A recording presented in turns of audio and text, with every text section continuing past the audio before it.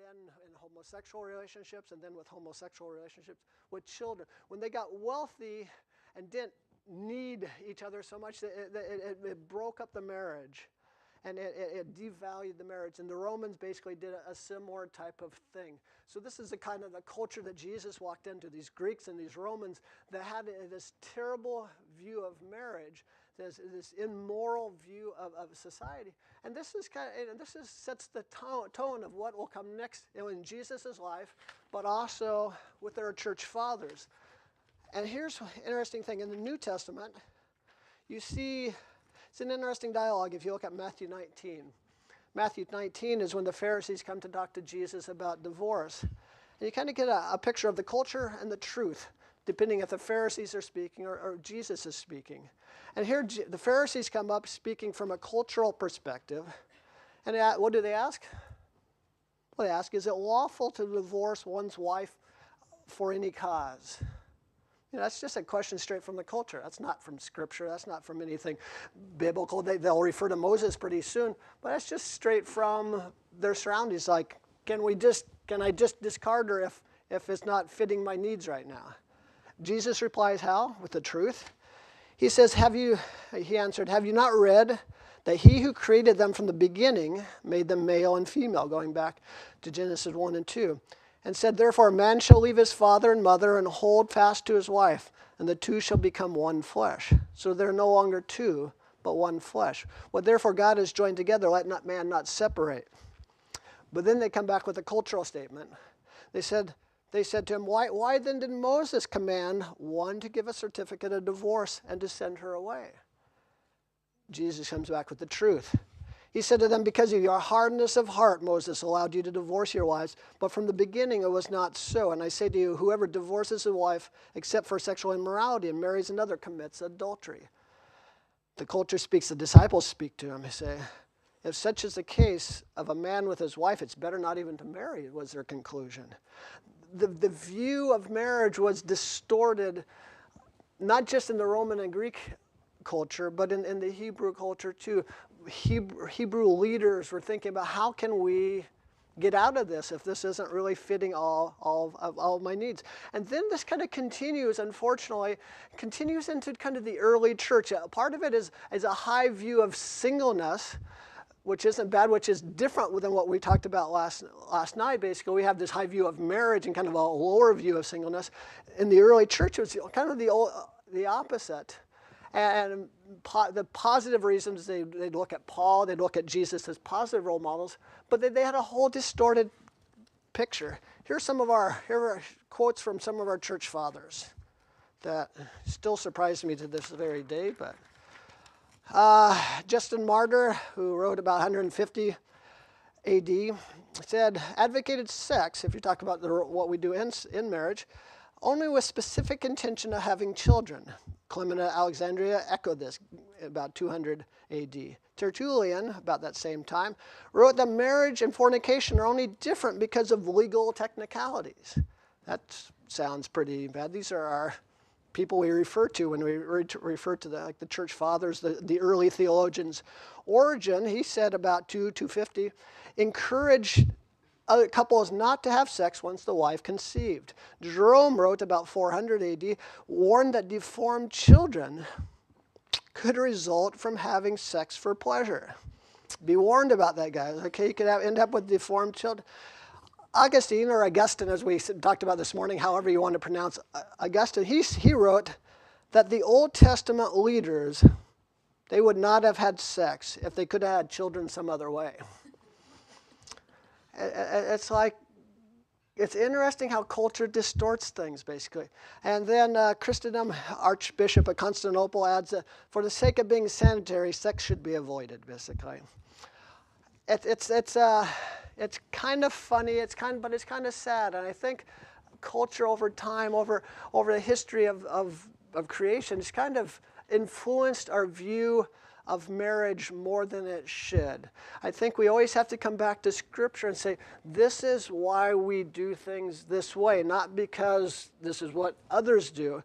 We always say in Russian, if you flow with the current, basically, there's a little phrase in Russian, you're not going to get, if you flow with the culture, you're not going to get where you need to be. So let's move on a little bit. This is what I shared with the singles yesterday. And I'd kind of like to leave a picture with you today. If you forget everything else, I'd kind of like you to leave with at least a picture. I like pictures because they're easy and simple for me to remember, basically. So if you read Genesis 1:26, it says, "Then God said, let us make man in our image, according to our likeness." There's questions in general why Elohim is written in a plural form. It's a singular word referring to God, but it's written in a plural. And then you also have in this verse and other verses in Scripture too, in the Old Testament, let us make man in our own image. And then there's this plural. There's no clear teaching in the Old Testament of the Trinity. We get most of that from the New Testament. And there's debate if that's what this is here. But I'll share a few thoughts. I like what Knight said. I read this in Erickson's Christian Theology. He writes about the idea of Elohim being this plural. Why is it in the plural? He kind of made it into a quantitative plural, if you want a nice academic term, basically. And what it says, it's kind of like the Hebrew word mayim. Mayim's the word for water, or it should be, maybe we'd translate it waters, because it's always written in the plural. And waters refer to, or mayim refers to a single drop of water, or a glass of water, or a whole ocean of water. Kind of like in Russian we say dingy, which is always in the plural, and we could translate it monies, because it's always in the plural, but it's money. It's basically what he says is it refers to kind of a plurality in unity, or a diversity in unity. There's one water, but several drops. And I kind of like this, and Knight builds a bigger case for this, but why this fits for Elohim as God. There's this diversity, or this plurality there in unity. There's one God, but there's three persons in the Trinity, right? I think we all agree upon that. There's one God, but three persons. So why is that important to talking about marriage? Think that relates to marriage at all? I think it does. So give me a little time. Okay, just on the image, let me back up. Basically, before we get to more ideas of this, let's talk about the image a little bit. The image, we're created in his image. Lots of discussion what that means.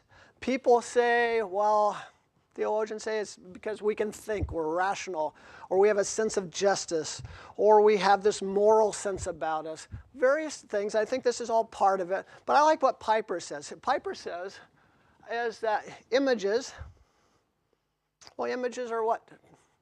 They're made to, maybe this sounds really simple, but they're made to image.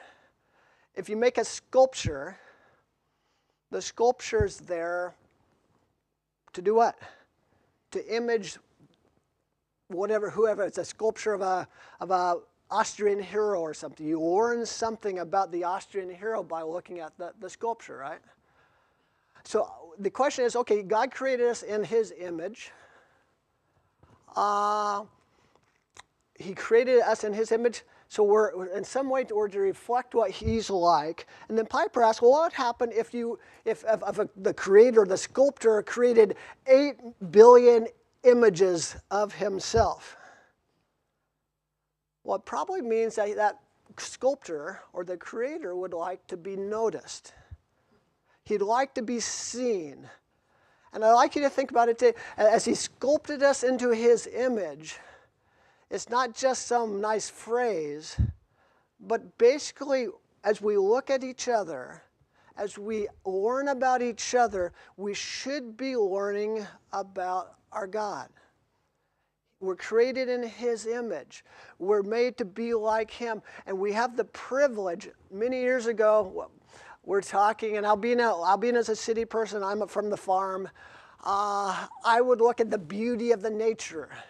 Albina would look at the beauty of the city and the people. And I thought, well, what's the beauty there?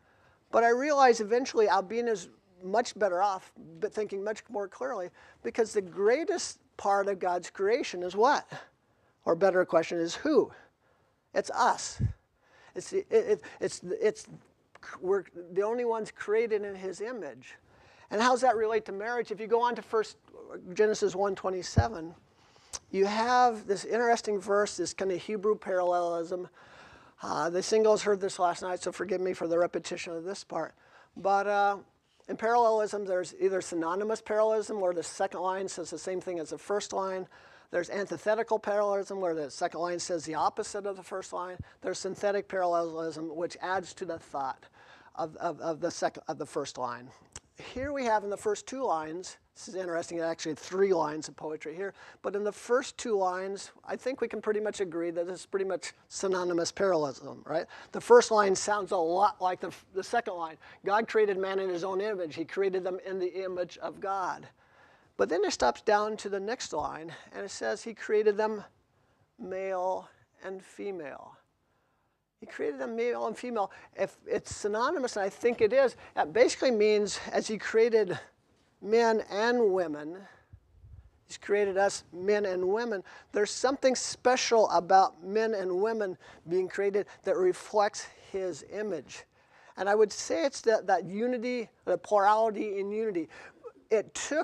God has always had perfect fellowship. God has never been alone, in the sense that the Trinity has always been present, and he created us in such a way that we reflect God's image more. I do it by myself somewhat, but we do it more as a couple, or we do it more, as I shared with a single, in close community with other people.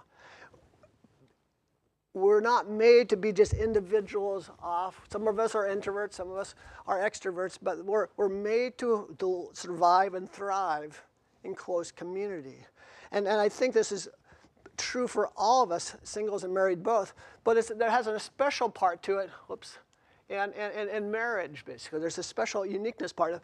If you read 2:24, it says, this is why man leaves his father and mother and bonds with his wife, and they become one flesh. There's this picture that God clearly portrays in the first couple of chapters of Scripture, that when we come together in physical sexual union, but also just closeness as a couple, we better in that way reflect the image of God. And I think I'd like you to think, maybe you're not, maybe this seems all kind of tangential so far, but for me, I need to think, okay, what should I be doing in marriage? How should my marriage look? And it helps me to have pictures. And the picture that I'd kind of like to throw out today, basically, is just this picture of your marriages and our relationships in general, but our marriages especially need to reflect the Trinity. When people see us in marriage, they should have a little bit of a view, distorted because of our sinful nature now, but a view of who God is.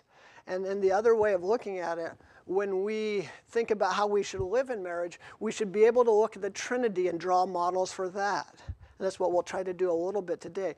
We'll try to look at a couple characteristics of the Trinity and how can we apply that in our marriage.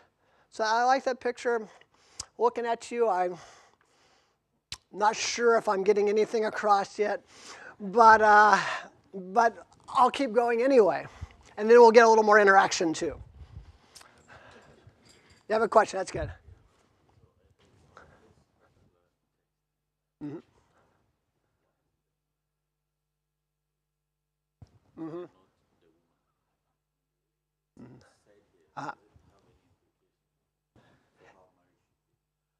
It has a saying, implication of how cultures were at that day. Usually the wife already left the husband to join the husband in the communal area of the man's family. So the wife is already basically leaving leaving her family just in marriage. And I think it's an instruction to the men that we need to do in a similar way, kind of step back from our family and make this our parents and make this the primary bond. So I think it's more, it's true for both of us. In the Hebrew culture, basically, the women would have already taken that step of leaving it. And for us, I think from the men, it's a step I'm not sure. It's interesting. It's a great question because one of the main reasons Russia's done research, Tatarstan area's done research, and one of the biggest reasons for divorce is parental interference, basically. And parental interference only happens when basically one or both of the younger married couple allows that, really. So it's a big issue. We're always to honor our father and mother. We're always to do that. But once we got married, this became humanly speaking, my strongest bond. And I think it just encourages us men to do that. Yeah. I just wonder how much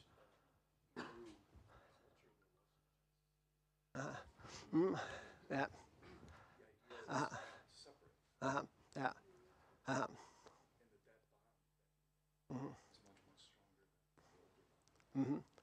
Yeah, I don't disagree with that. So, yeah. So I'm not contradicting that. When it was written, there was already a Hebrew culture. And I still hold to what I'm saying. I think there's both and. I think this becomes a stronger bond. It becomes a stronger than blood bond is kind of what it's influencing, or as strong as any blood bond. But in the culture, as a Hebrew would be reading this, he would say, okay, the woman's already left. And now the man, if you're in this community with all his close relatives, he's doing exactly what you're saying. He needs to make this the strongest relationship, basically. So,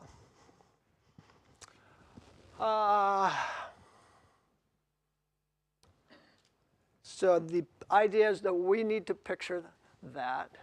So I just would want to, in sake of time, we just briefly look at two, and we might, we'll kind of see how time goes. We'll quit for lunch and we'll do that. But the idea here, there's two very simple things. The Trinity is very relational. I'll kind of pull a few things out of here.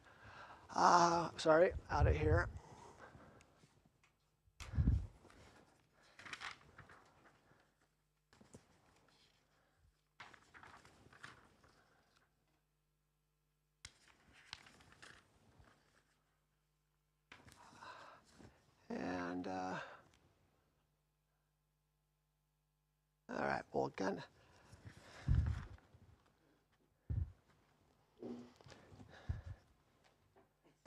the Trinity's been in, are we in agreement? Trinity's been in a relationship with each other for all of eternity. God the Father, God the Son, God the Holy Spirit has always been three distinct people, but one essence, and that relationship's a very close and intimate relationship. I like, I think a couple of the verses are up here. John 17:24, it says, Father, I desire you to, as Jesus is praying to the Father, I desire those you have given me to be with me where I am. Then they'll see my glory, which you have given me because you loved me before the foundations of the world, before the world's foundations. I like this picture, and it's important to Jesus. Jesus knows his Father has loved him for all eternity. I'm not even sure what that even means exactly within the Trinity, but within the Trinity, they know there's this love. I like when the Father speaks after the baptism. After Jesus was baptized, he went up immediately from the water. The heavens suddenly opened up for him, and he saw the Spirit of God descending like a dove and coming down on him. And there came a voice from heaven saying, this is my beloved Son. I take delight in him. I like this picture. I grew up without my father. And when finally he got older and accepted the Lord, and he expressed those few things to me, that he enjoyed what I was doing. He was proud of who I was, basically. Even as a 50-year-old man with a 75-year-old father, that was a great thing for me. And I like this. And sometimes it's interesting within the Trinity, if you think about it. Why is this even needed? It's like this is God. This is the unity God. But the Father's speaking to the Son. And he's saying, man, I delight in you. He's loved him from the very beginnings of time. I like this. They enjoy each other. They're close. And then God, I think, would desire that for us in our marriages and in all of our close relationships, basically. skip ahead a little bit.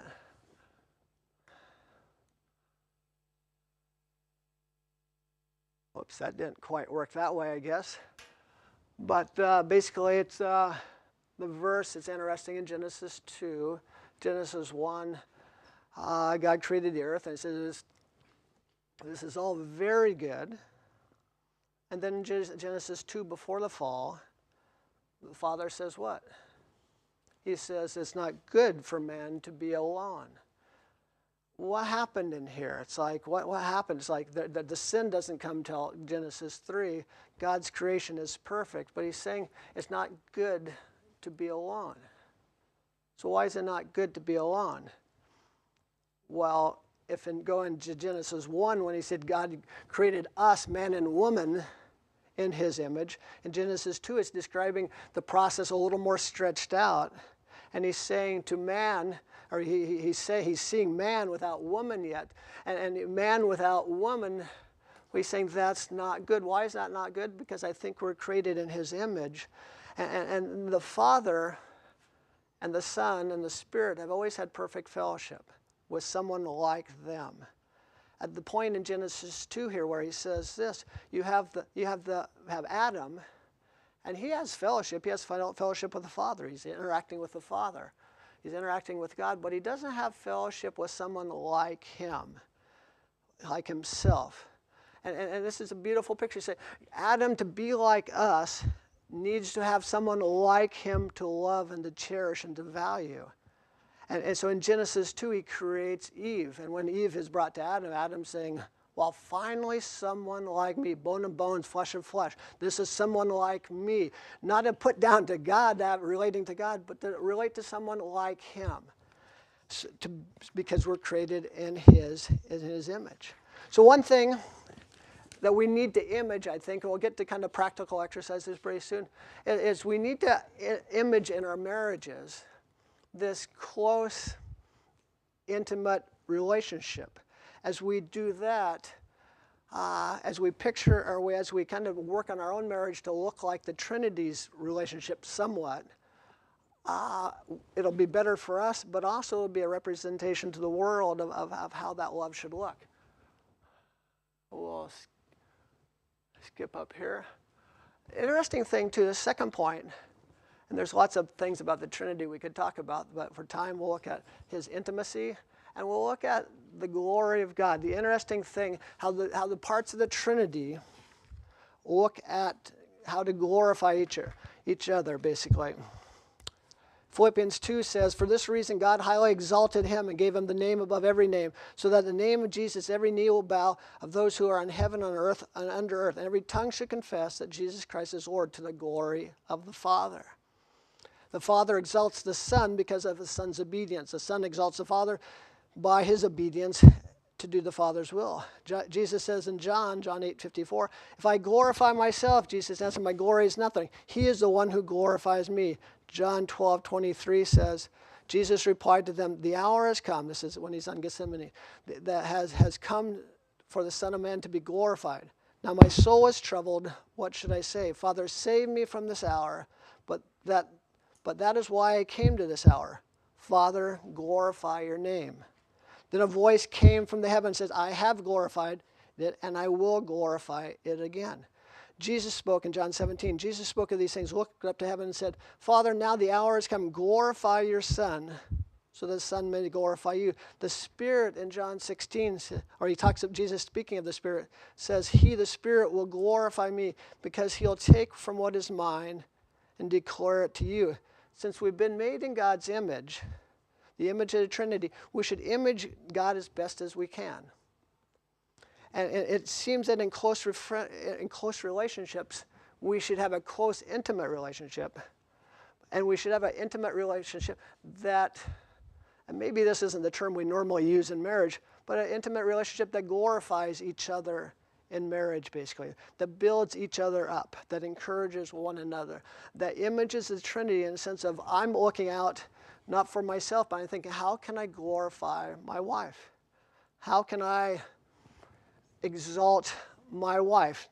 Not against God or anything, but how can I build her up? So she'll be esteemed in your eyes. And she needs to be looking at the same way as we image the Trinity. God's relational, he's intimate, and he glorifies one another. So that's kind of the picture I'd like to build on a little bit. And we're going to skip that, I believe. And we'll get to kind of the practical part and think about this. Intimacy is an interesting thing. It's in the other slide too a little bit. The intimacy is a little thing. I think we need to somehow strive to be close as singles also, as we kind of talked a little bit yesterday, but especially in marriage. And the question is, well, how do we build this closeness? How do we build a relationship that we enjoy? You guys want to enjoy marriage? First month in marriage, do we want to enjoy marriage? Do we forget to enjoy it sometimes later on? When we had 8 kids running around, and we'd just forget about it sometimes. And how do we become closer? That'll be a question a little bit later. How can we actually grow it in marriage? And I think part of it is I'm a little bit off on my slide, sorry. Definitely. I'm trying to cut out as much as I can as I go, and it's not working as well as smoothly as I was hoping. As we look at being close to each other, we need, okay, that's and how it leads into this, thank you, is we need to be close, we need to be vulnerable. Maybe that doesn't quite connect right away, but do you remember when you first started, you guys remember when you first started dating, or you guys remember? I remember when you first go up to the gal and you just kind of, or you're scared to go up to the gal and you're just talking to her and you just say something like, hi, how are you doing? And like I'd ask about her parents because I knew a little bit of her parents. And if she answered me at all in a positive way, it's like, get lost, buddy, that didn't help. And she never did that. But if she just answered kind of positively, that would bring us closer. Then like a month later when I did the same thing, it wouldn't bring us that much closer because we'd kind of already done that and kind of got used to that. We'd have to do kind of new things and be open and vulnerable again to draw us closer. And I think what happens sometimes when marriages grow a little bit stale, we forget to be, we don't know how to be vulnerable anymore. We feel like we've shared everything with each other. But as you try new things, and we actually are not going to use an exercise that actually Sandy printed out for us because we don't have time for that. We kind of cut that out this morning. But basically, to draw us closer, we need to be working together to figure out what will help. And being vulnerable actually helps. It might not sound like the normal word, but being vulnerable kind of helps. And here's a thought.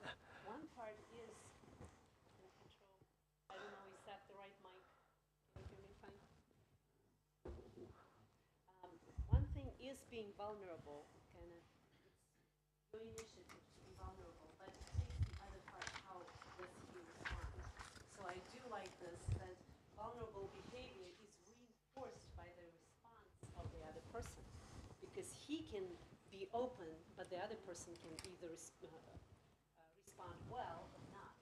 And his response has so much power to bring them close, to actually push them out and make them go totally different ways. So right now, I would like 2 people, Scott and Sabina, come over here and read a dialogue which show how people can be vulnerable just in the home environment, a husband and a wife. Husband comes home from work in a good mood, okay? And I'll give you, I need both mics for that. Petro, if you, 1, 2, 3, okay.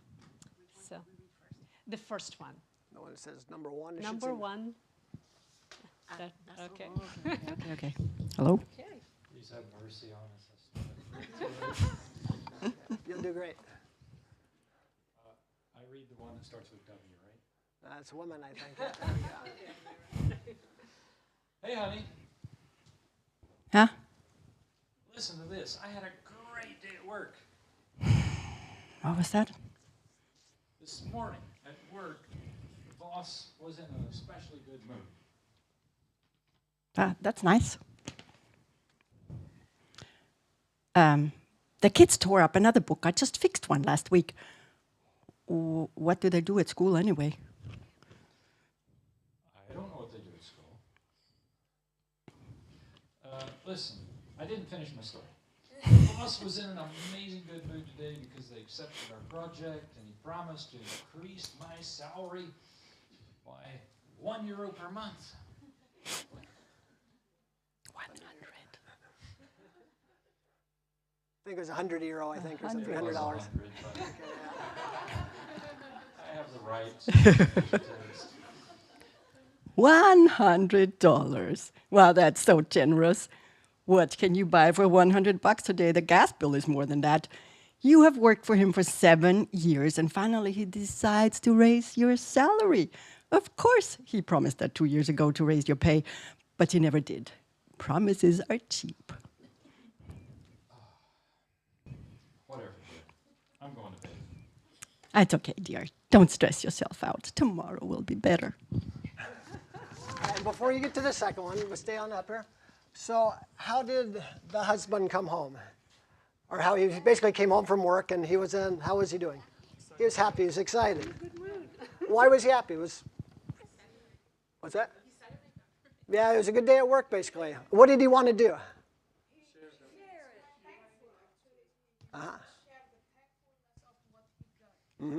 Yeah. And he then, how did the conversation end? How was he feeling? Yeah. Wilted. Was that? Wilted. Wilted, I like that's a good phrase. Wilted. And why is that? What happened?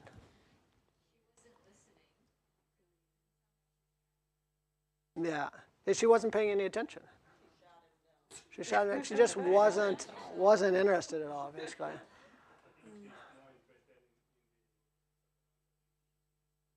Uh-huh. Yeah, yeah.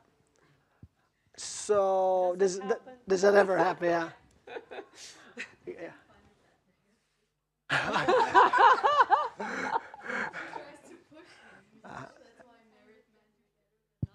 Yeah. They do push us. Uh-huh. Yeah. Uh-huh. What did you want to say?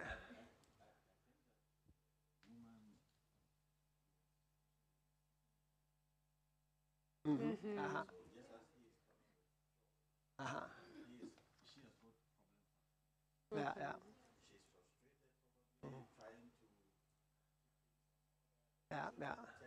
Uh-huh. Uh-huh. Mm-hmm. Uh-huh. Yeah, yeah.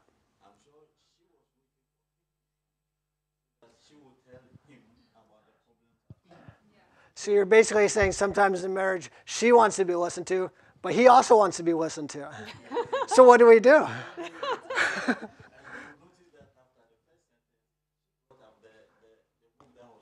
Yeah, yeah. Yeah. Yeah, yeah, exactly. Okay, and was there somebody else? No, I was just going to say, I don't blame her at all. I mean, I understand it. It was exactly what Richmond was. He's got something that affected him today. She's got something that affected her today. Yeah. And the problem was, which is more important? And so it's clashing. Yeah, yeah. She thinks hers is more important. Yeah. He thinks his is more important. Yeah. And they. One listen to the other. Yeah. And how do they go to bed if they don't listen to each other? One thing that I used to do, because I had this job that was pretty intense, I would take a half hour before I came home. Yeah, we. Just take a drive, or actually drive very slow home. Yeah, yeah. And I would come down. Yeah, yeah. And then we could communicate. Yeah, we recommend that to some people too. That just before you walk into your apartment, just walk around for a while or do something. Yeah. What do you do when you have home office? Yeah. But kind of the question is, if this continues, if this is a regular thing, will the husband want to come home later to share. If you experience that a few times, then he would choose another audience to share his good news with.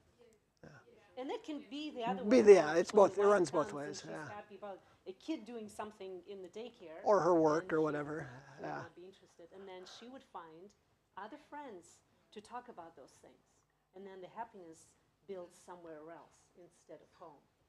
So, yep. Yeah. Yep. As a response over here, like we were saying, it's reinforced by the reaction. person who you're talking to. So it's very important. Yep.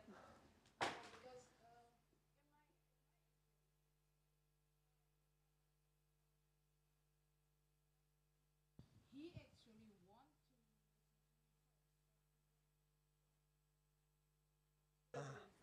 first, and then I tell him. Then after that, I ask him.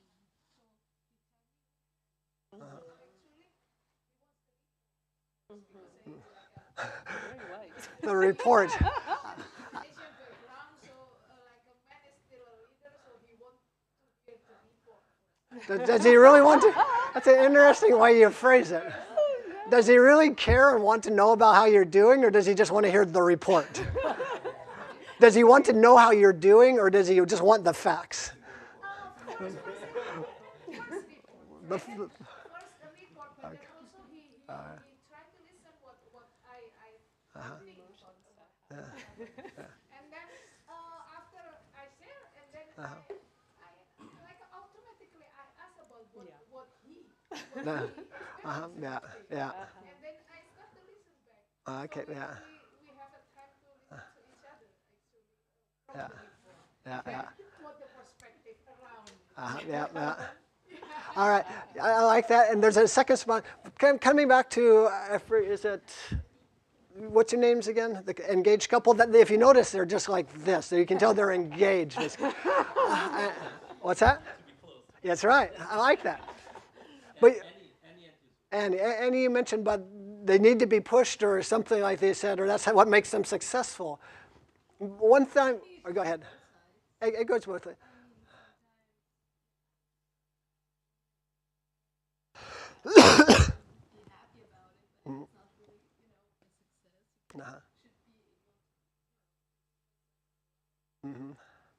I just Isn't that a success again? Yeah. Anything isn't it a success? Like in this.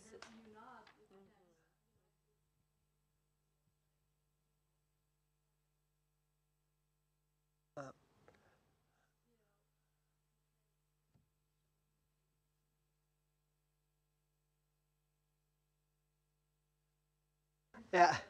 And this is just one. This is just one conversation. Obviously, we don't know how they're communicating as a whole.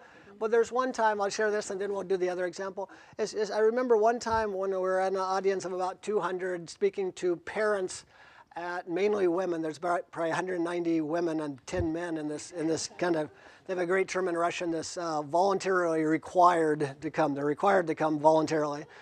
And we're at this parents' meeting. We're sharing, and I ask. Is it true that in the Russian culture that the women saw their husbands? Basically, it's basically nag. It's basically translating into English. Do they nag their husbands? And I expected them to kind of, as a naive foreigner, I thought they'd say, no, we don't do that. But I listened for the next 20 minutes why the women, 190 of them, not all of them talked, but explained why they have to nag their husbands, basically. Because they won't do anything if we don't nag them, basically. If we don't saw them, it's this interesting word in Russian, pilits. It's this like we don't saw them, and they were just like, and then a guy. I guess I'll just do this. Then a guy finally kind of raises his hand and asks for the mic, and I still remember. I still remember where he's sitting. I still remember him saying it because it was just such a dramatic thing. All these are non-believers, nobody from the church. And he said, well, all we actually want, women, is your respect. And I still remember, it was straight out of Scripture, I think, actually, but none of these people were believers. But I think if we nag, which is different than I think what you're saying, but if we do that back and forth, men or women, and we don't value the successes, we end up kind of just showing that we don't respect men. We're egotistical. Women, if you want to get us to do something, it helps us to praise us, and we'll do more. And that's actually kind of part of the comment there was, one ladies asked, well, what do you want us to do? To praise our husband, to thank our husband for finally putting the border on the floor, finally doing a household task? I said, yeah. And if you do that, he'll probably want to do it more, but if you nag. Yeah. Is it a success? If he sees it as a success, then it is a success. And you need just to respect that. So it's we have a saying in our marriage, I'm more proud of my 10% than she is of her 90%. Like this idea of, wow, you did that. Yes. Did you guys have time to look at the other? Okay, so that was stage, If you have more comments. Okay, go ahead. Oh, okay. That is about nagging. And also sometimes that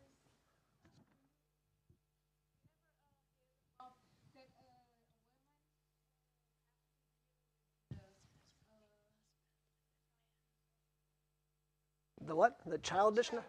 just on the child side. Oh, the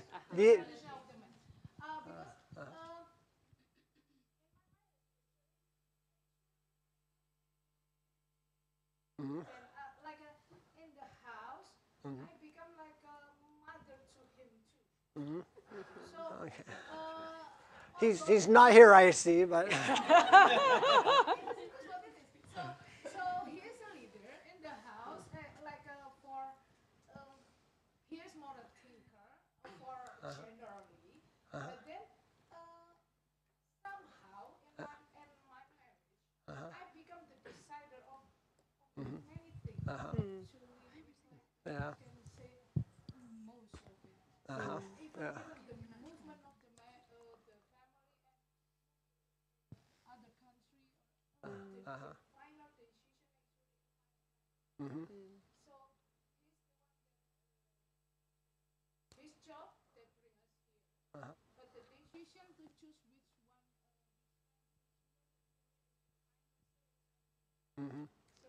one. So is that a good thing or a bad thing? Okay.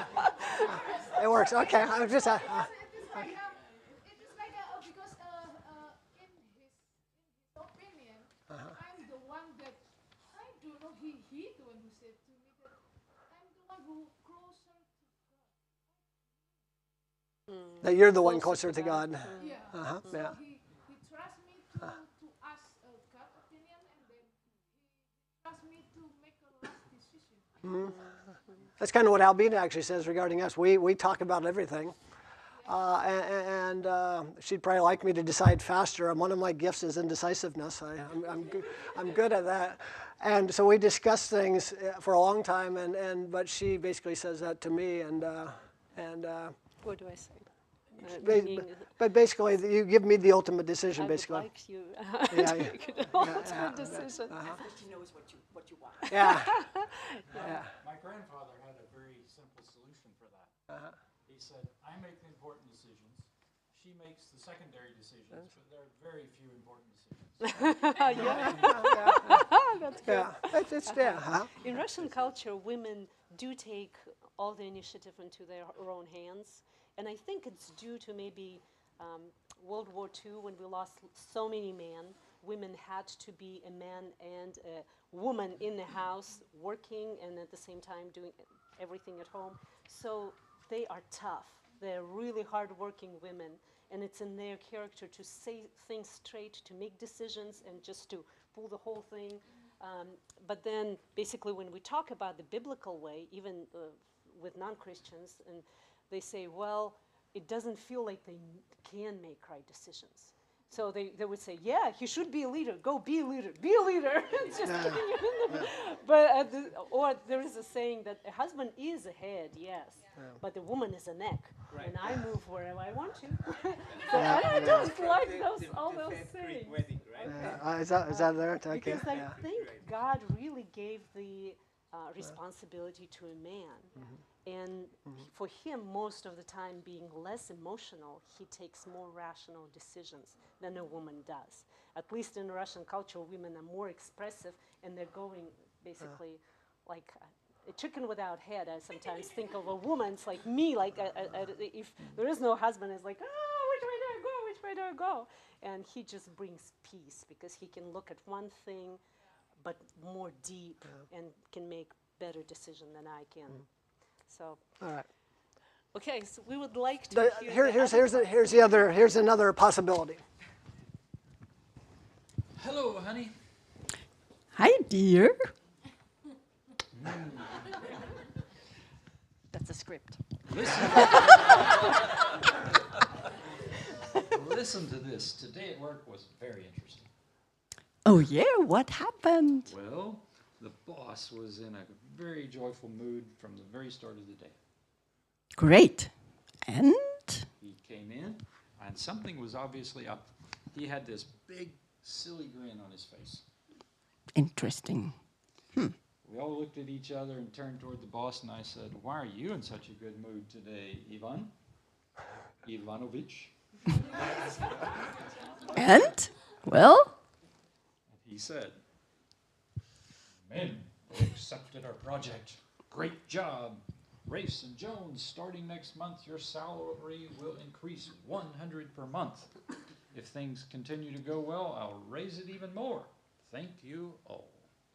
And he skips out like a little kid out of the room towards his office. Wonderful. Another $100. Just what we needed. And maybe more in the future? Ah, that is wonderful. Just wonderful. Another one that was not in the script. It's very wonderful. And now, tell me about your day. Thank you. Thanks. So, thank you so much. You did great. The difference, is there a difference? And does the first conversation happen, if we're honest, in marriages? Kind of where I want to be heard and she's not interested, or she wants to be heard and I'm not interested. Happens quite a bit. How often does the second scenario happen? Hopefully often. I don't know. How often does the second scenario happen in your home? Who could say often? I don't know if I'd say often. I'd say at times. At times. But I think if we go back to the idea of intimacy, the first one, did they feel closer together after the first conversation? No. And as I think Albina said, well, if that happens a few times, he's going to find other people to share his joys with, basically. Why come home? Because there's no positive reinforcement. There's no joy in sharing it. He went home, or he went to bed upset after a great day. I can add also that as we were talking about the response, how it affects the feelings of the first person. So at the beginning, maybe he shared as good news, just a good experience at work. But then when she said, "Oh, great, $100 is a good thing for us, and maybe more." So that thing, the value of it, grows in his eyes also, and they can share it together. It becomes important for both of them, kind of doubles. And confirms him that it was a good thing that it happened. In contrast with the first thing, when he's like, okay, maybe he's not going to raise it because he did promise that before. So the value of it goes down. So it's I remember one time in ministry, we had a great success. It was a great turnover, but nobody noticed from our organization, basically. And it was like, it seemed like it was a non-event. This is like what we've been working for. It was turning over a church to a national, and it was just a big deal, I thought, until nobody noticed it. And then I thought, well, maybe it's not that big a deal. But then about a year later, I was talking to a friend in Kazan, and he learned about this. And he just was, wow, that's great. And he just was genuinely enthusiastic. And I felt, all right, that was something important. It's interesting how we interact with each other, and something becomes a significant positive event in our life, or it becomes a non-event, depending on how people interact with it. It wasn't a different event, but when it wasn't noticed, like, you kind of start thinking, well, does anybody care? I think that's the benefit of being married, I think, should be that we have a close friend that we can share those successes with and rejoice together, and we both get something out of it, basically. Sandy.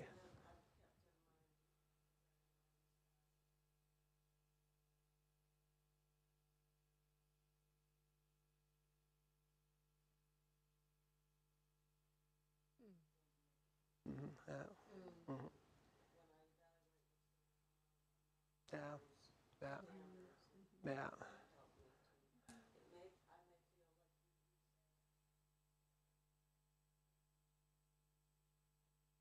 Yeah. Yeah.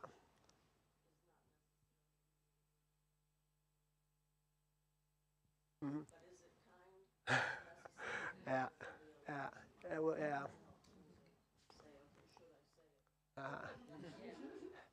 Yeah. So I think just in simple dialogues like that, there's lots more to say about conversation, but in simple dialogues like that, we have a choice to become closer and to enjoy the events in our life, basically.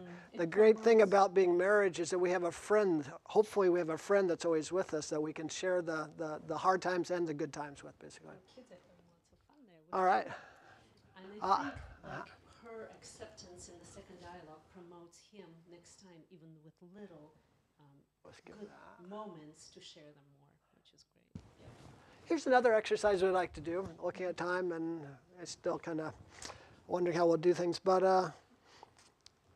I'm pretty sure we don't usually use the terminology to glorify your spouse, and maybe it's not even the right idea.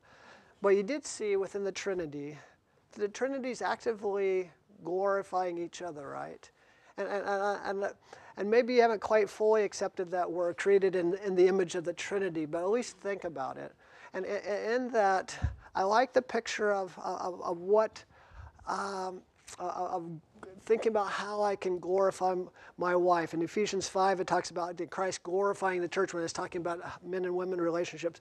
I think as Christ glorifies, or as the church should glorify Christ, and as there's this interaction, there's this part of our human relationship that should, we can use other words that we normally use, like encourage, build up, strengthen.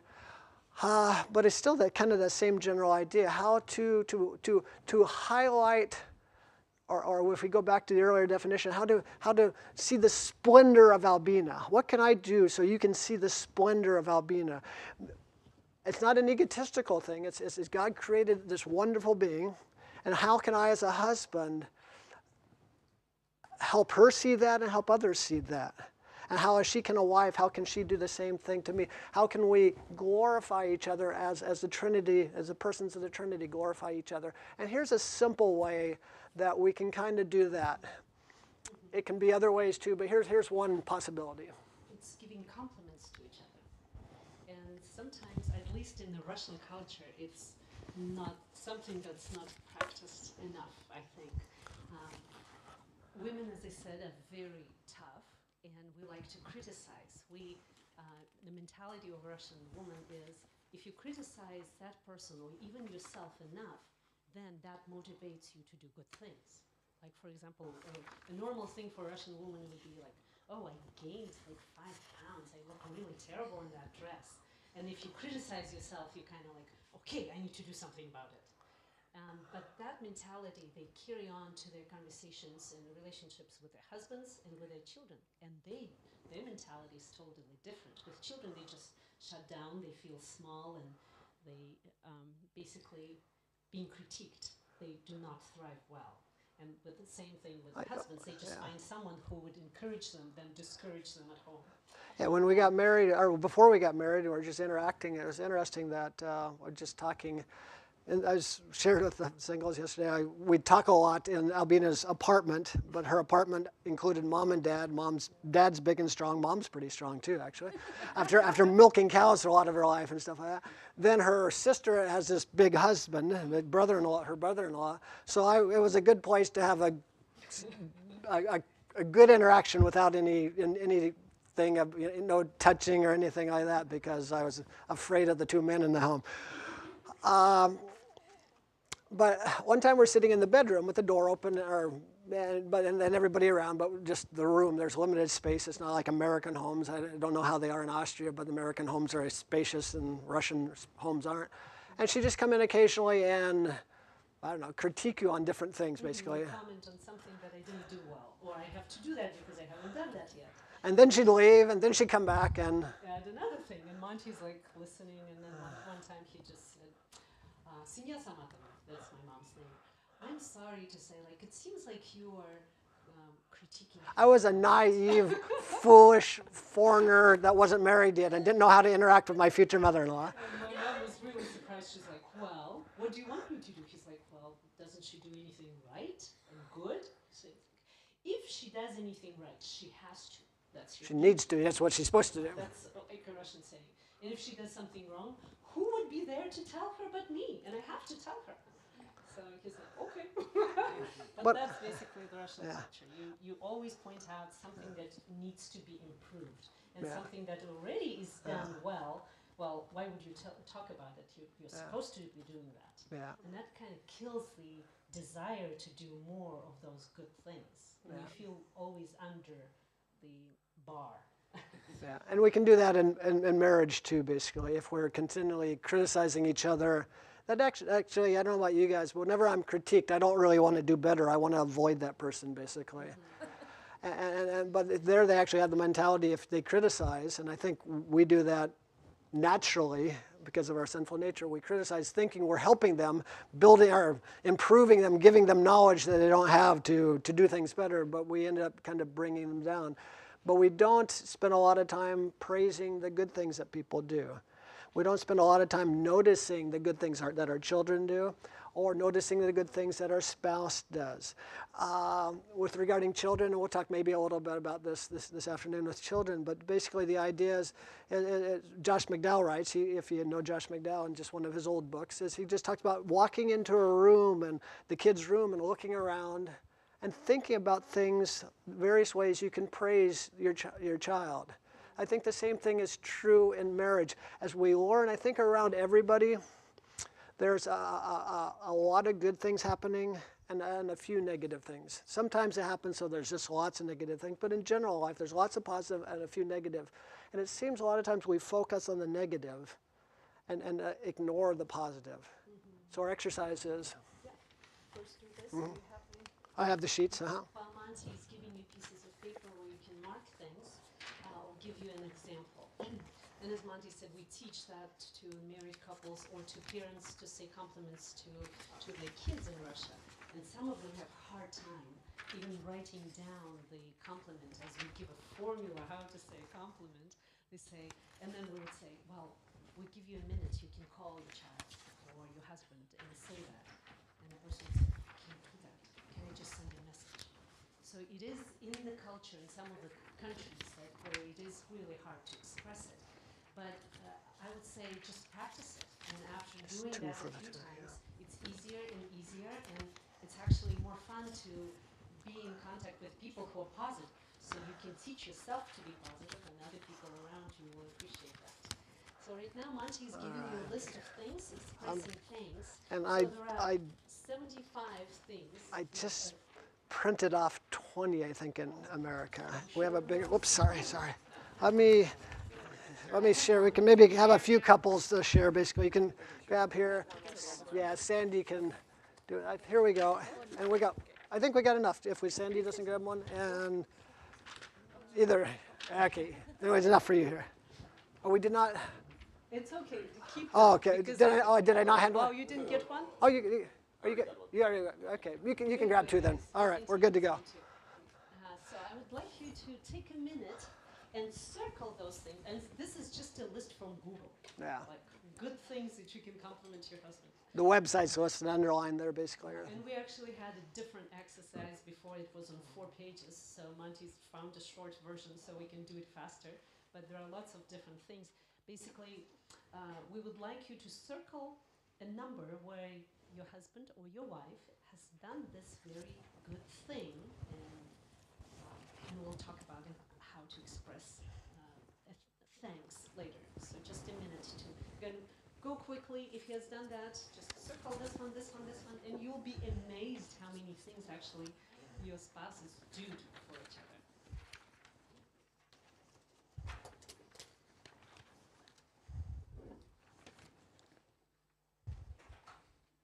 Staying warm out there.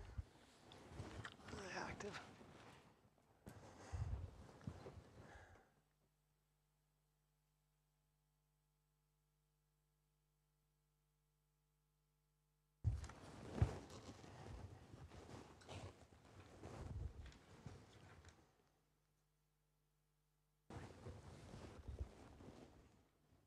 Am I still on or am I off? Anyway, what should we do after this? We still have a little time after this, but we don't really have enough time to do the next thing.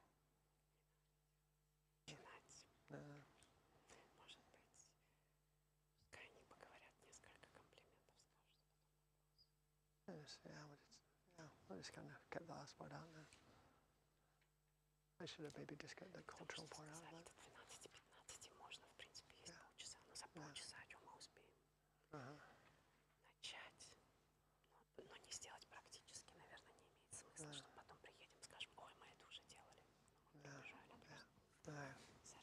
That's probably fine.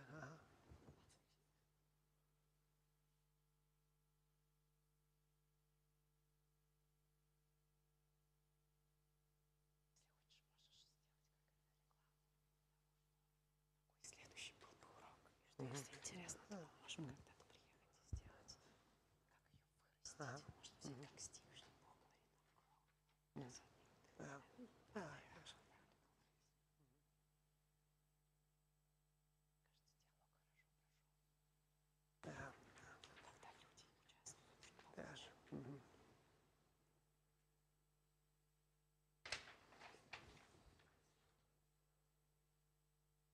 red marker, I can see how many things Timmy does. Lots of things.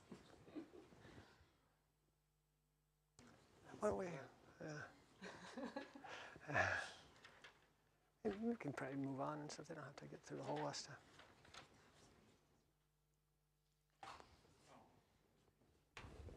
right. A few seconds for you to finish, or you can take those lists back home and finish them at home. So what we would like to do you have a slide? It's just no, it's not. It's just on the bottom here on number one. Or you can do that kind of. Oops, sorry. It's just on the other.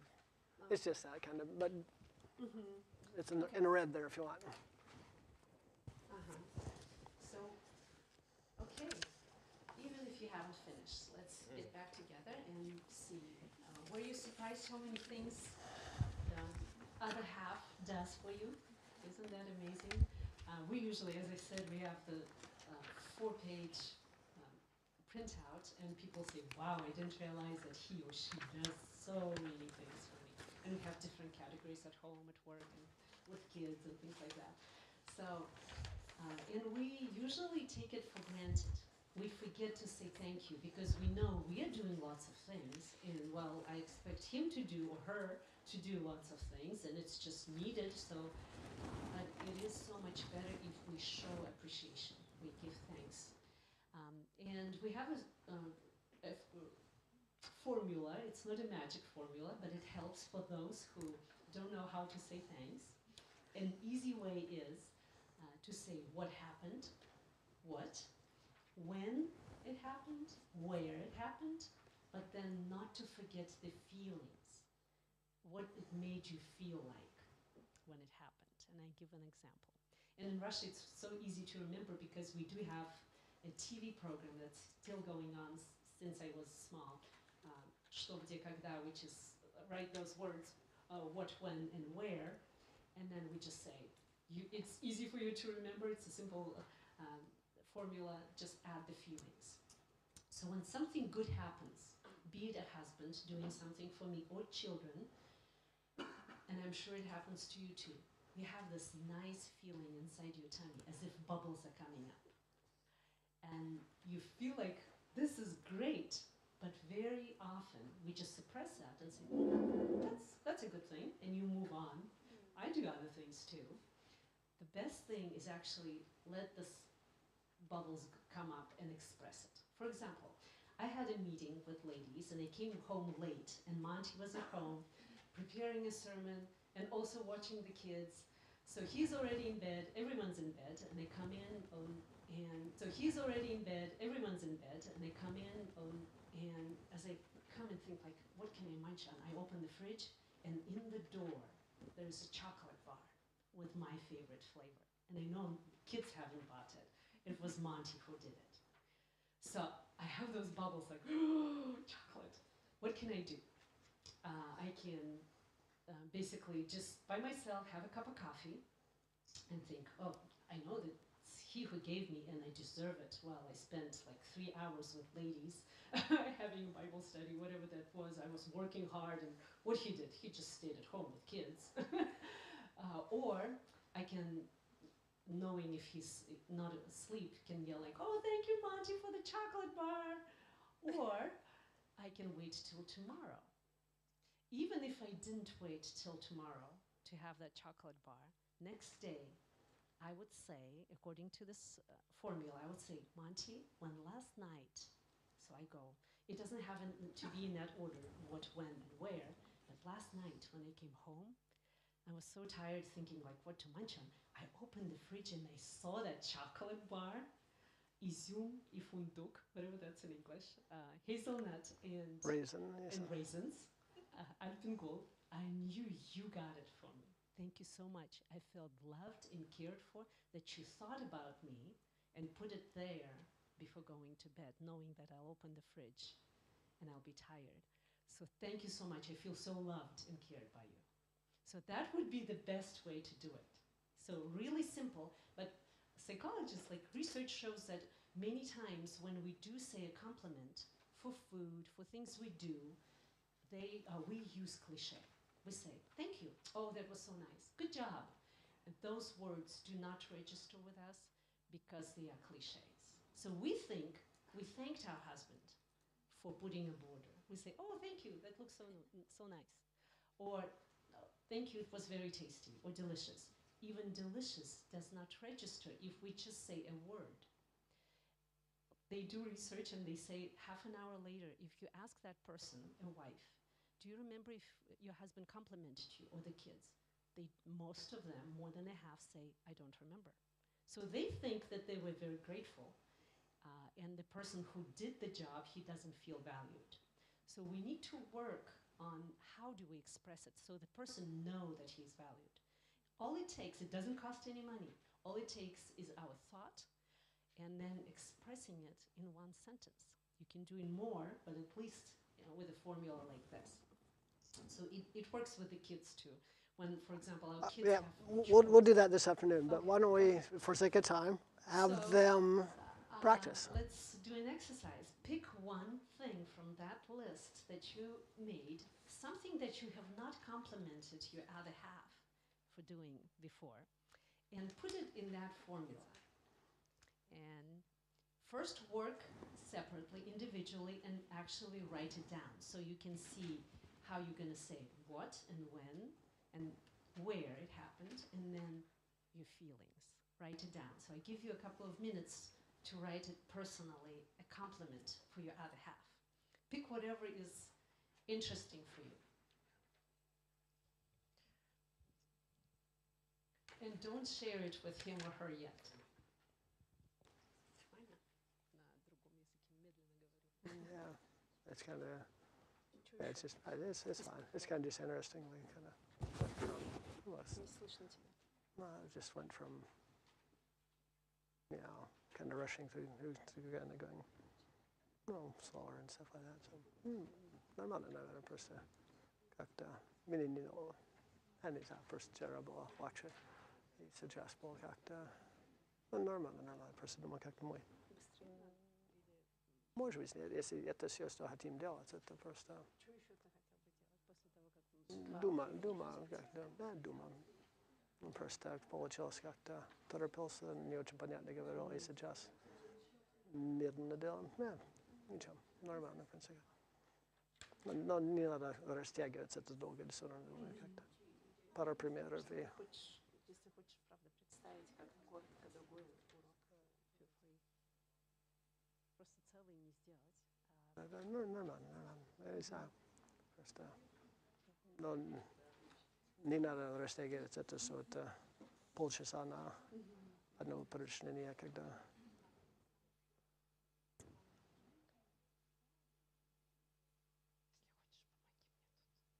Сказать им, чтобы они уже поделились. If you wrote down your compliment, you feel free to share it with your other half now.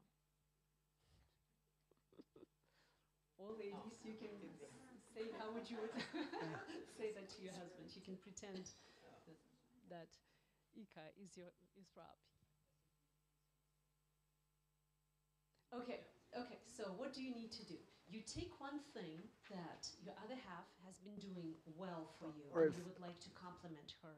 Or him. your fiance in this case. It doesn't have to be a marriage, but yeah. Let's see. Let me grab just one of the things. And for example, there was like holding my hand going through the store. So remember a situation when it happened. It's usually good to have a concrete situation and say, yesterday when we went to the store, I felt really nice that you were holding my hand and I felt so cared for or loved. So basically, it doesn't have to be a very long sentence, but it's expressing what actually brought good feelings and not just discarding them and saying that's something that had to be there. So basically think of a situation when it happened and give a compliment saying, when this happened at this place, that made me feel like that.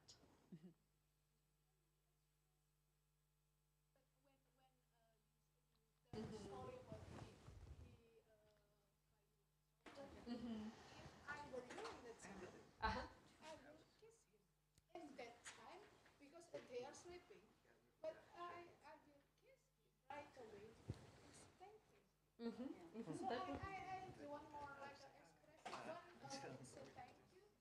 So I usually do it right away and get home. That would be great.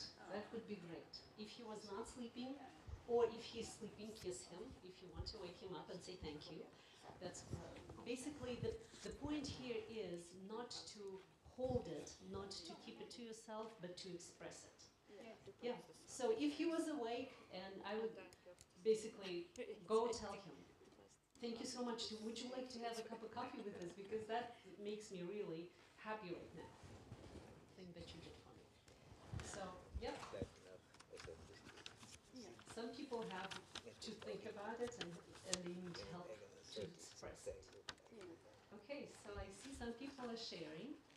And if you haven't shared, go ahead and share, say a compliment. And then I would like those who are not too shy to come up and say a compliment as if you're saying it to your other half. You're inviting them to come up now? I'm waiting, and some people are still sharing. But it's always fun to hear, and it's maybe the other person who stays is kind of uncomfortable that it's in front of everybody, but it's really sweet.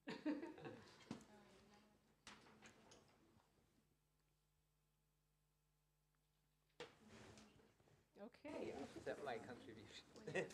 Okay, you Okay. ready? Okay, we're gonna hear one of the compliments. All right, Thank Arthur. you. Well, Oh, you can come on, yeah. Come on. well, I don't need a mic. Come on. Okay.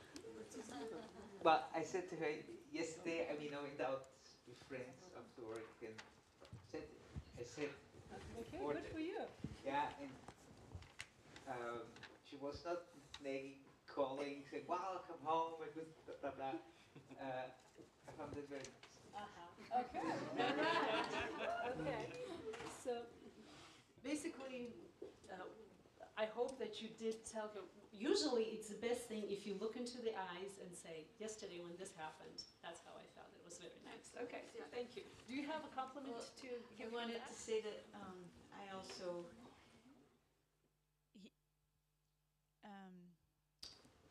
I was also thankful that he told me and didn't just go out and not tell me before or not call so that was also a good step in the right direction. All right. Okay, thank you. Okay, somebody else, would you like to share a compliment just in front of others? One more.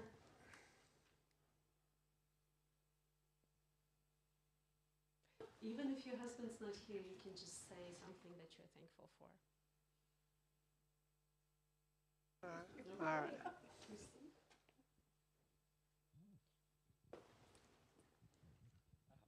Well,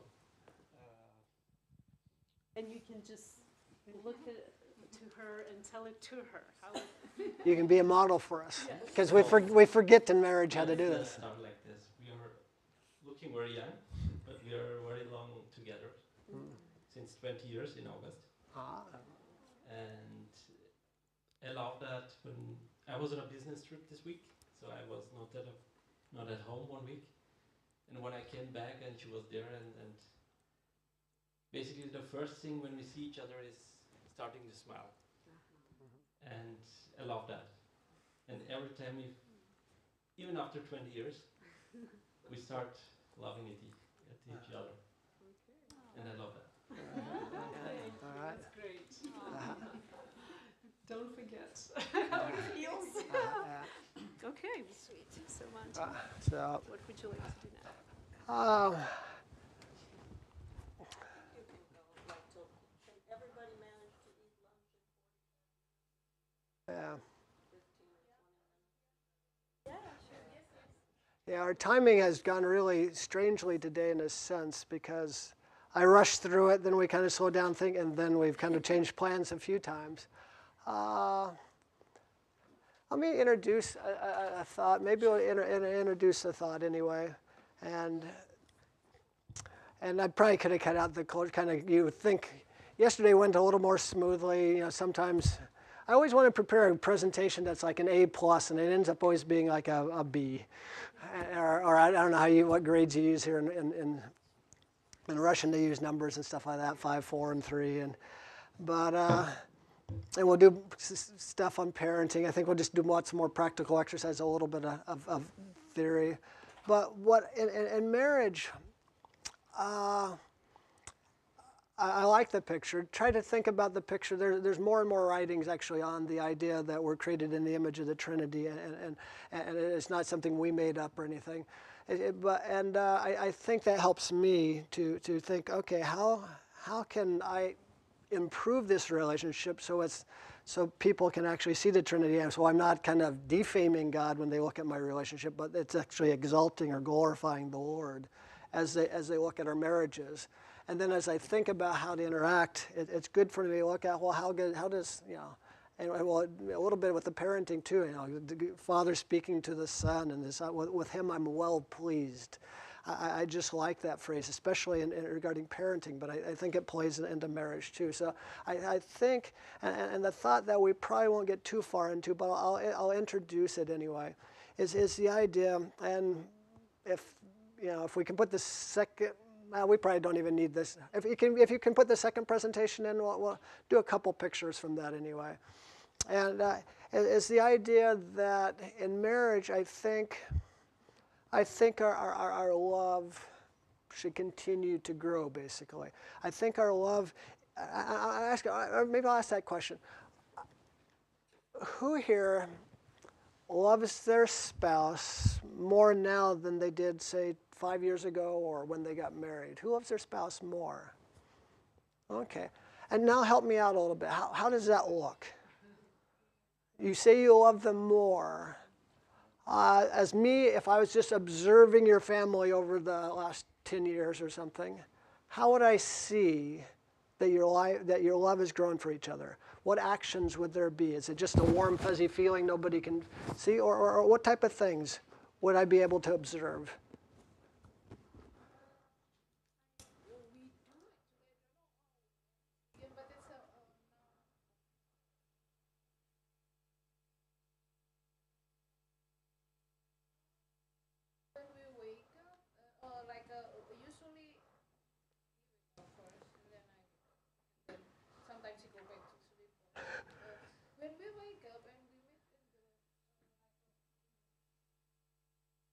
Standing position What we do first is hugging each other as hard as we can. So, okay. Okay. Okay. And then it works actually. This Uh-huh. Uh-huh. Yeah. I'd like to meet your husband someday.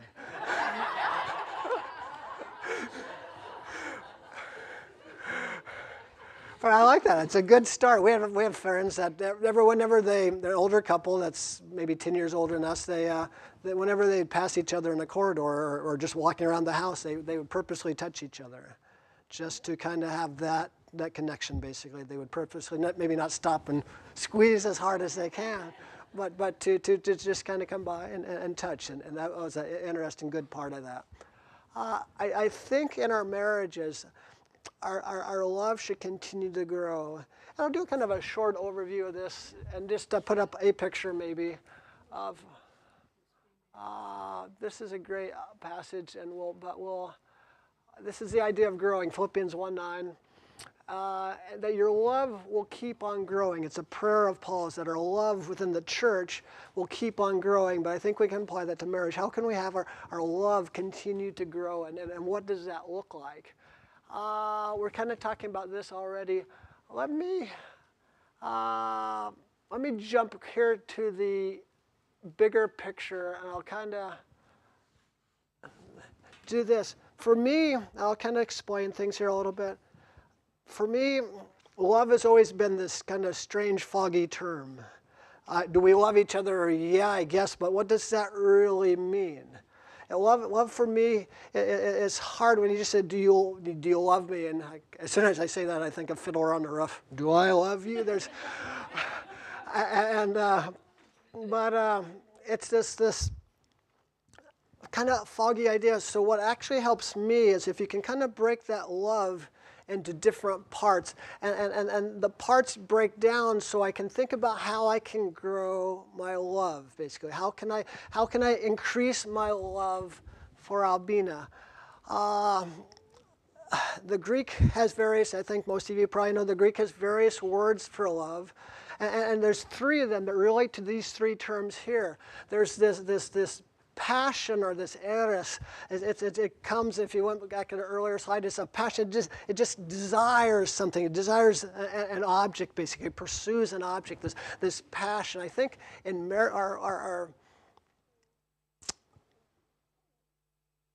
when you guys got married, or when you got engaged, when you're thinking about getting married, did you just like how your spouse, were you excited to see her? Was there passion there? Was there excitement there? Did you think she looked really nice? Did you think she was there that excitement kind of physically? Was there that part in there? Do you remember that? Was there? Or have you forgotten? Some psychologists say that doesn't grow over time. I don't agree. I think the passion needs to grow. I mentioned with the singles, and it's interesting that secular and Christian sexologists, it's an interesting, people that study that and work with people on the physical part of the relationship, they actually interestingly say that you have better sex later in marriage than you do early in marriage. It's an interesting thing. And it's one of the reasons is because they've learned to love each other more, and their sex is more about the other than themselves. Early in marriage, or if you cohabitate or do different things, as most of the world does, when you're having sex, you usually think more about yourself than the other. And what is really good, Christian and non-Christian sexologists basically say what's good as you develop the relationship, if you learn to value and cherish the other, you're thinking when you're having the physical part too, you're valuing them. So the question, there's going to be three questions, and they're all very similar questions, is how can we grow the passion in our relationship? I think these are the three different components that kind of make up a marital type of love, not a love outside of marriage. There shouldn't be any of the physical outside, but there's this passion that I didn't think Albina was unattractive and uninteresting before I got married. I thought she was hot. I wanted to be around her. I wanted to grab her, and I can now. And that doesn't have to die over time, but I think it should grow. The same thing with our friendship. Maybe I even should have started with friendship. When you're thinking about when you're just about ready to get married, were you guys friends? Or were you just not really, didn't even like being with her, but you decided to get married anyway? You probably are friends. How about the status of friendship? Uh-huh. Because for me, my husband is my best friend. Mm-hmm. So I married my friend first. Uh-huh. So Yep. not really as Mm-hmm. friend first. Yeah. Uh-huh. Then why I married him is because we really trust each other. Mm-hmm. So the trust is very deep. Mhm. That's the Uh-huh. power. Uh-huh. And because we trust God, Yeah. both of us as an activist in our university, Uh-huh. leader of the religion group in different faculty. Uh-huh. So Yeah. the passion grows after. I like that you say that, and it's changed kind of over time. If you look at commitment, we'll get to commitment in a little bit, but most of through history, how did marriages start? They didn't even really know each other. It was arranged by the parents or somebody in the village or something. There wasn't any passion, and there wasn't even any friendship at the beginning. And they had a lot lower divorce rate than we do nowadays. So they had the commitment. And then they worked on the friendship and they worked on the passion. And sometimes it worked and sometimes it didn't, but they were committed. Today, in general, we either start with the friendship or the passion, depending who we are. If I shared a little bit of research last night too. In my thesis, as I saw on marital enrichment and stuff, I interviewed, or we had a survey filled out by 124 people, 62 couples. They're married now. And the question was, when did you have sex the first time? And 10% of those people said, well, in the first week of dating. These are couples that are together now. That doesn't mean everybody else that they had sex with before, but with these people, 10% said in that first week. Some said on the first date, basically. Hopefully it's working. They're married now. That's kind of a step in the right direction. But they started with the passion. I don't recommend starting with the passion, but that's what most of the world does, and we share these things with non-believers too. I think as Christians, I think in general, we probably start with the friendship now. We don't have very many arranged marriages now. They still occur, and I think Sandy even mentioned knowing some people that have had that. But we start with friendship. I think it's probably a better place to start. And we need to, and going back to the idea of growing it, the question is, now, what can we do to grow our friendship in marriage? And what can we grow so we're better friends today or tomorrow than we are today, basically? What can we do as a couple to not just kind of plateau and have maybe less passion and just the same normal standard friendship we've always had, but how can I grow in my love and my friendship with Albina? And then the third part is just the commitment. And commitment's kind of a little bit harder to think about. And the world, as we share this with non-believers, is like commitment's kind of the last thing they're really thinking about. It's like, if it doesn't work out, we'll try with someone else, basically. And I like we have a great friend. He's a brother, and he's in Moscow now, but he's in our city, Yuri Solonov. He's married to a wonderful woman. He's a Christian. They started dating when they're in junior high, I think, or just they got to know each other, and they have several kids, and the kids are grown now, and he runs a father's ministry in not even a ministry, it's recognized by the government basically too now. He's like the head of the Fathers Union, a voluntary organization basically in Russia, all of Russia, and he speaks at all kinds of different places. But a lot of times other men come up to and say, well, how can you just sleep with one woman? How can you just be with her since junior high? And he says, it's kind of crude in Russian. I'm not quite how you translate it in English, but he says, well, yeah, all you do is just basically change bodies and do the same old thing. But the two of us, because we have this commitment and this friendship, we have to creatively think how we can grow that passion, how we can grow the excitement for one another over how long they've been married now, 30 years or whatever it's been now. And I like that picture. It's a wonderful picture as he interacts all the time with non-Christian men.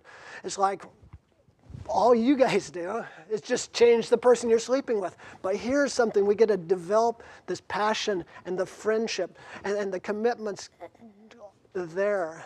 So my question to you, and maybe we can brainstorm a few ideas, and maybe I'll kind of flip here in just a few minutes. We'll just do an open discussion for a few minutes, is how can we grow in each of these areas?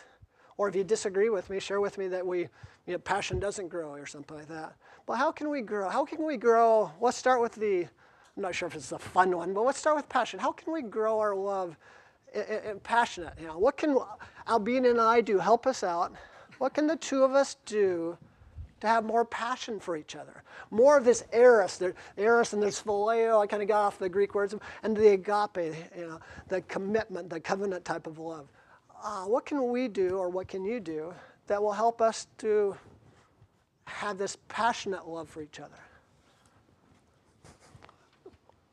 Suggestions, thoughts? Have regular dates. Have regular dates. Especially if you have small kids, it's okay if somebody else watches your kids once in a while. What else? Send them to grandma. What else can you do or we do?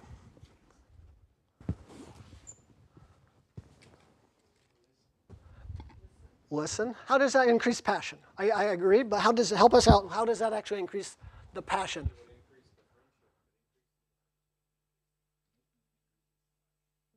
Yeah.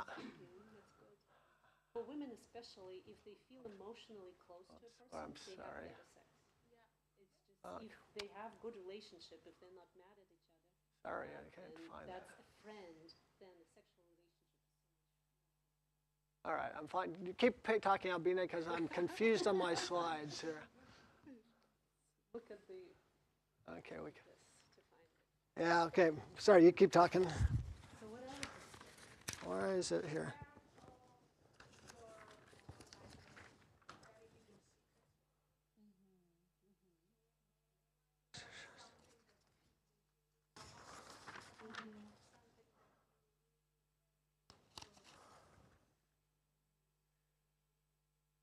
Here we go. Okay, we just.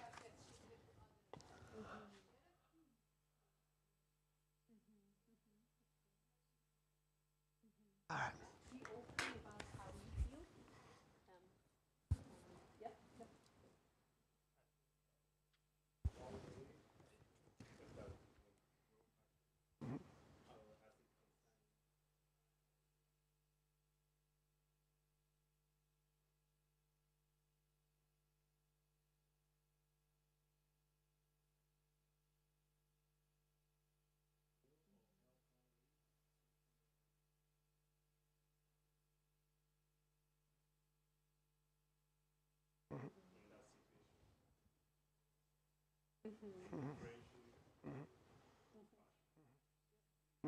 Yeah, friendship, there's a tendency to kind of go over into passion in this group, and in some groups it has a tendency to go over to the passion if you're with a non-Christian audience and not so much about the friendship. But one of the things I do, and you might have a lower opinion of me, but I'm leaving on Tuesday anyway, so if you have a lower opinion of me, that's okay. As I sometimes buy Albina just really attractive clothes that she probably won't wear to church, but as the two of us go out on the date, she looks really, really good. And I think that's okay in this marital relationship. I do things like that too.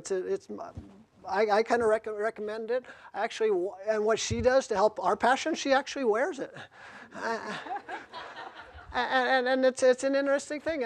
And there's this fun, exciting part of the physical part. God's not physically sexual, but he created, and this is what we talked about yesterday more with the singles, he created a sexuality for us. There's this attraction, physical attraction to Albina that's from God.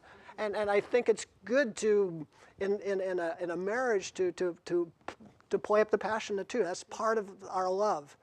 Friendship, what can... As I speak with women separately, I usually talk about being confident in yourself, who God made you, and learning to love yourself and your body. And there are a few exercises that we teach. Basically, in front of the mirror, being without any clothes, just talk to God, praise Him for who you are, and tell yourself that you love the body that He gave you. Take care of your body, exercise regularly, and going to bed. And it's fun to talk to women in smaller groups. Basically, what do you wear going to bed? Do you wear comfy pajamas that covers you totally? Or you wear something maybe not comfortable to sleep in, but it's appealing to your husband? And that's, again, are you meeting your need? Are you putting into your relationship, knowing that men mostly like with their eyes, and we love with ears, as we were talking, I was saying, like, emotionally, if we're close, that's when we feel with ears, and he's good to me, then I'm willing to give. And the same way for him, am I willing to meet his needs, so it will be easy and better for him to love me. So it's a balance. So in the sense of the physical, the passion. So women, if you can help us out, wives, I should say, wives, if you can help us out, you know, and dress attractively, and don't tell us that, oh, you're overweight and you want us to hear that, oh no, you look fine. We get tired of that, actually, and I've told Albina for, it seems like 100 years. But be attractive for your spouses. Be attractive. And men, one, I'll just say, don't look at pornography. Those are made-up images. And learn, though, to look at your wife and really and focus your attention. I borrow this from Doug Rosenau, which we talked about last night with the singles. He's a Christian sexologist. If you get anything by Doug Rosenau, I highly recommend it. On the physical part of relationships and stuff for really great stuff for singles. And what he says, like Albina mentioned, the looking at your mirror women, that's from Rosenau. And he also says to us guys, there's parts of your wife's body that you really like, and there's parts that aren't quite as attractive for you. And you get to choose what you focus on. You can focus that she doesn't have big enough this or too small of that. Or you can say, yeah, or you can focus on like the hip or something like that, or whatever's really attractive to you. And it builds the passion. It gets you excited. Women, you're all beautiful, but you're not perfect because there's none of them out there. Anything in the magazines is made up and highlighted like that. And we get a choice if we want to value our wives' bodies and really enjoy our wife's body by what we focus on, basically. And things like that. That's our choice. And that's if we can increase the passion by not saying, oh, this is too small or too big, but this is really nice. And I'm guessing with your wife's bodies, there are some things that you really like, and compliment her for those things. And wives, don't ask us, well, what about, you know. kind of fishing for a compliment, but that's the wrong thing to do. Yeah.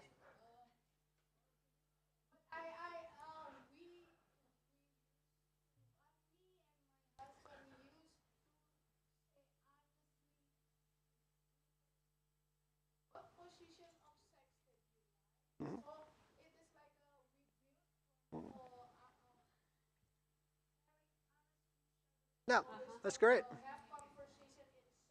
Uh-huh. Uh-huh.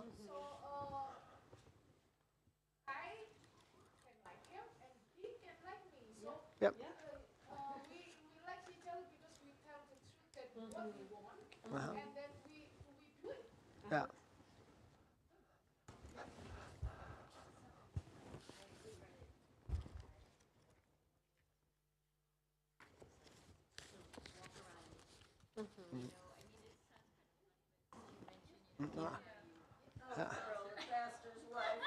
I like. Thank you very much. Thank you. Thank you. Not naked here, guys. At home with your spouse. Not at church. With the blinds closed. If the kids are grown, or get a babysitter, you know, one of the best things, get a babysitter and stay at home. Get the kids out and just stay at home, because that's where you can do a lot of things you can't someplace else. So I like this. We're building on the passion part, I think, and the openness part. Sometimes the husband or because usually we female that have a lingering because like my husband, he doesn't have lingering. So what the each other tell the truth. Yes. What they like. Yeah. If the husband and the wife like that they are naked each other, then so be it. Yeah. With the exercises, though, like in one of the groups in one of the churches I was doing with women, basically when I get out, we write down what can I change to be more appealing to my husband. So I got a few notes saying, but I do love my pajamas, and I'm not going to change. And it's like, really? If it's okay if he's okay with that, and that's basically the conversation there. But if that's how you feel and you don't care, then I don't see that this is like you're not doing your exercise. Go on. Yeah. So find out what he likes. Yeah. Your man likes. And one of the, so close, kind of summing this up a little bit. Like the friendship, think of things to do to build the friendship. Try new things. I think what happens when we're married too long, we kind of settle into this same thing about our physical relationship, the passion, but the same thing with the friendship. New things kind of open us up to new things. We're going to Serbia. I've never been to Serbia. She's never been to Serbia. On Tuesday probably. That's kind of, being vulnerable for each other and how we receive each other, kind of how we're doing it in conversations. Will either improve our relationship or make it less of a relationship. So as we're opening up ourselves, being vulnerable with each other, we can build that friendship, we build the trust, or we destroy it, and both happen sometimes. We either build up and sometimes we tear down because we're not perfect. So, if we can do more of the building up, basically. Try new things, or new for one of them makes vulnerable, but at the same time it makes you close. Yeah. You open up. One of the fun things we do, just for in a sense of friendship and kind of the passion, is we started for a while. We don't do it right now, but started for a while just in the mornings exercising together. We do different exercises, but she looks pretty good in her exercise outfit or her little tight yoga pants or whatever those are, and then top. And sometimes the kids wouldn't know what to do with it really, because this is when we're in Russia and the kids would just walk by. I may be there without my shirt on lifting weights or something. But when you got 8 kids, you just got to do some things when the kids are around too, basically. And we just had a good time. We were just spending time together. Actually, as we did that, sometimes I had really good thoughts from my sermon, basically, and stuff like that. And we share that as we exercised, basically. So just be creative. What works best for you? Were you going to share something? No, I wanted to say that Mm-hmm. Yeah. it makes things a bit Mm-hmm. Yeah. Yeah. and I think Yeah. because you have to learn how I think Mm-hmm. Yeah. my culture. Yeah. But of course we are both starting Mm-hmm. Yeah. to way, and I think that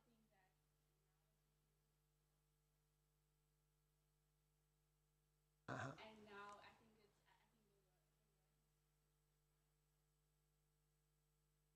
Mm-hmm. I have to learn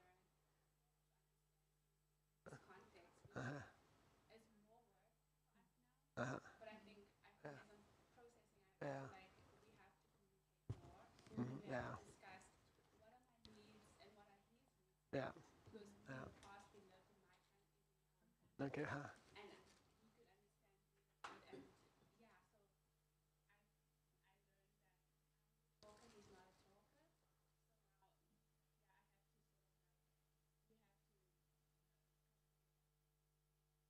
Mm-hmm. Yeah. Understand and to build a Yeah. that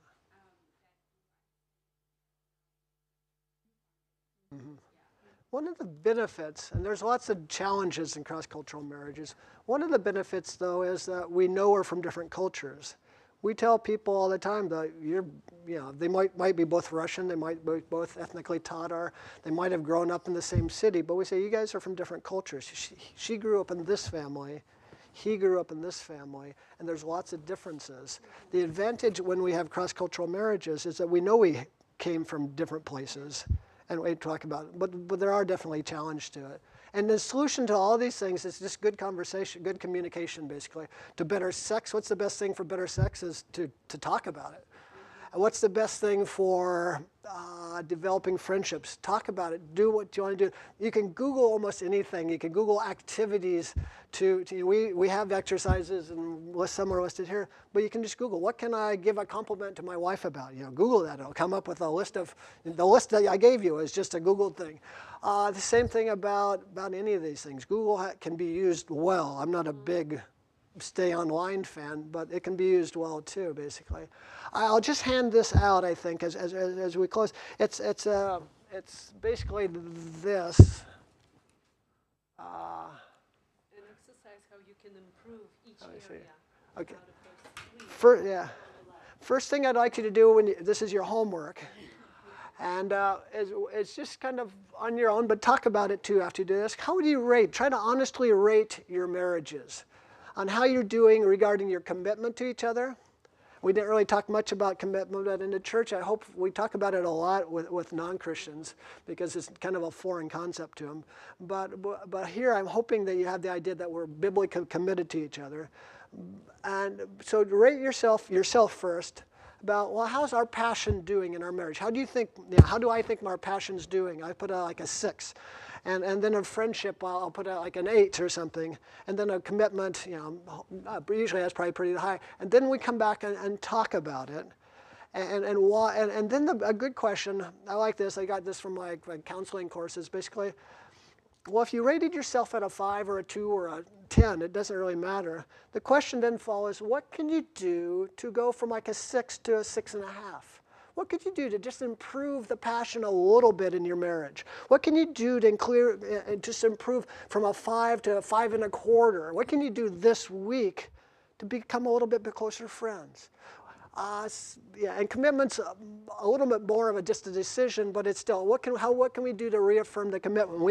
You've probably heard this, we've never talked about divorce, and we never will talk about divorce. It's just not on there. Eliminate this, or non-Christians, they talk about divorce all the time. It's like a threat to make them behave or something. I'll just leave you. But don't do that. Marriage is hard. Why is it hard? Because she's really hard to live with. It's hard, and I'm hard to live with too. It's hard because we know each other better than we know you. Here, and we'll part ways with each of you, and even if you're in the same church, we just see each other a little bit, and we can be on our best behavior at church or something. At home, it's hard to be on your best behavior all the time. So marriage is hard because. But it's rewarding. But we know each other so well. But it's the best place too, potentially the best place. So we'd like you to kind of work on this. So this is like, rate yourselves, talk about it, and then brainstorm ideas together to what you can do to increase your passion, what you can do to increase your friendship, what you can do to increase your decision and commitment to each other. And we'll be back in 6 months and ask you for your answers or something like that. I don't know. So. And maybe we just pass those around, grab one and pass it around. Grab one for your spouse and pass it around or something too. There's 20 copies of there. We'll continue this afternoon on some parenting things. Love concept being a triangle is a great thing, and it shows the volume of it. So it can be like this, or it can be like this, depending how much we grow in love with each other. So the goal is to continually grow.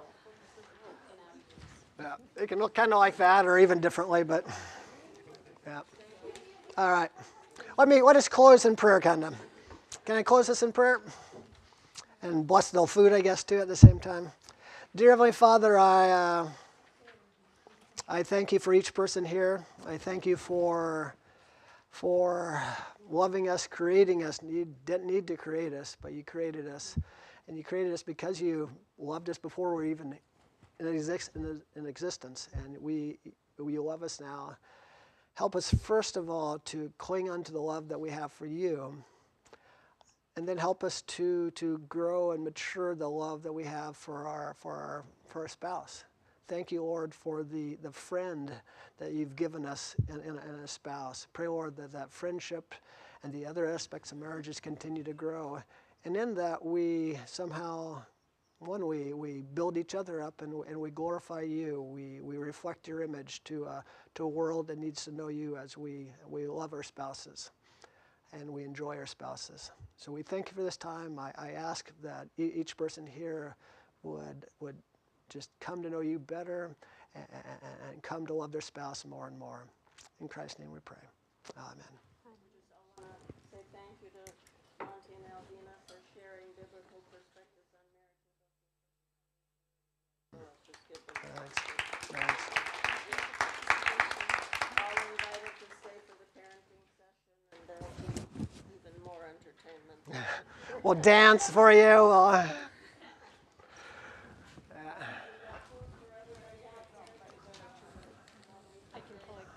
Yeah, yeah.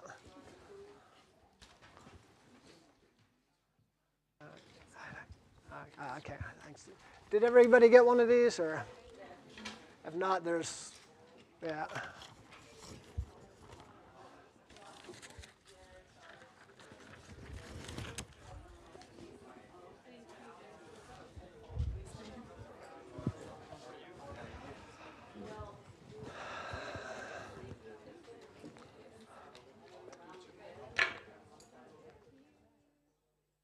This is my family. No. This is my family. Sorry. Are your children here today? Or